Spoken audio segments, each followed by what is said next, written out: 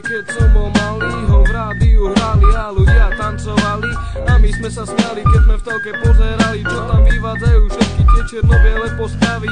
Bavia sa v rytme černochové, zlaté trubky, buzové slaďaky, z ktorých boli dámy v úst. Stará jazzová éra, lampy a ich umelci na námestí so saxikom, na zodratom koberci a ciga s drobnými za uchom ciga trávy. Pohári štekok, čo ti hlasiky vypáli. Nech sa páči proti hráči. Krok o 100 rokov dozadu, dostal som náladu odtrhnúť sa od davu, čo je unesený preč. Na tých ľudí nemám reč, otváram svoju parket, kde je pouličný jazz. Zo srdca jak môj rap, cez voľný štýl podaný, jak podľa poschovaný, chlapec s trubkou zohraný. Žije si svoj život a má smolu, že je čierny.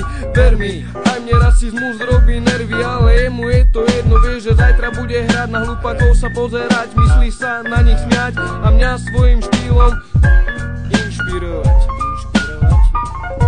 Toto je vec plná slov, našich názorov, ovplyvnená jazzovou melódiou, krutého klavíra a repovou vetou. Prečo je rap s jazzom takou spätou vecou? Večerná ulica láka svojím spôsobom, tak veľa dôvodov sa stretáva pod ozdobou zo slov. Postavenou tribúnou, na ktorej každý môže hrať, počúvať a obdivovať.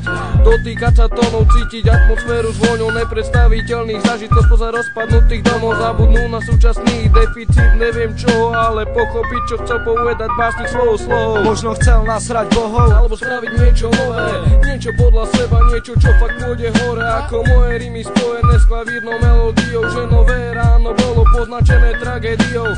Mŕtvy čierny muž, čo v ruke držal trúbku, plač do rachotu kvapiek, ako prejav smútku. Aj túto atmosféru skrývali uličky plné tajov, kde útočili rasistické myšlienky bielých vrahov. Znamení trocha za bielou maskou schovaný.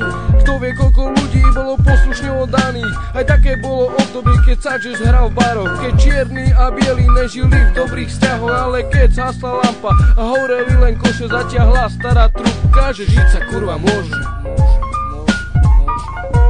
Toto je vec plná slov, našich názorov, ovplyvnená jazzovou melódiou, krutého klavíra a repovou vetou. Prečo je rap s jazzom takou spätou vecou? A teraz nový jazz v podobe rýchlejších vyslačený pes cez čiernu peru. Pomocou trubky do eteru vytvára to atmosféru, že sa všetci ľudia smejú, ako ketóny klavíra moju dušu hrejú, provokujú.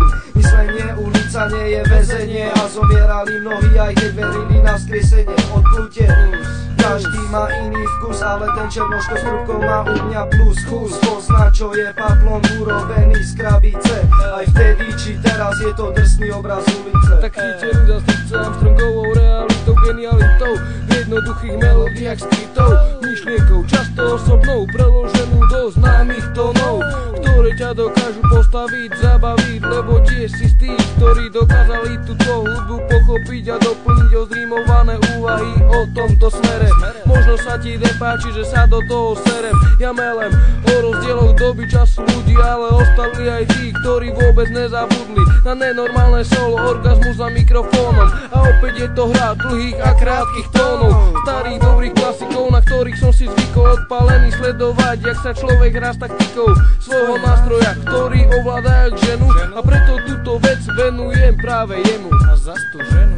Toto je vec plná slov, našich názorov, ovplyvnená jazzovou melódiou, krutého klavíra a repovou vetou. Prečo je rap s jazzom takou spätou vecou? Toto je vec plná slov, našich názorov, ovplyvnená jazzovou melódiou, krutého klavíra a repovou vetou. Prečo je rap s jazzom takou spätou vecou?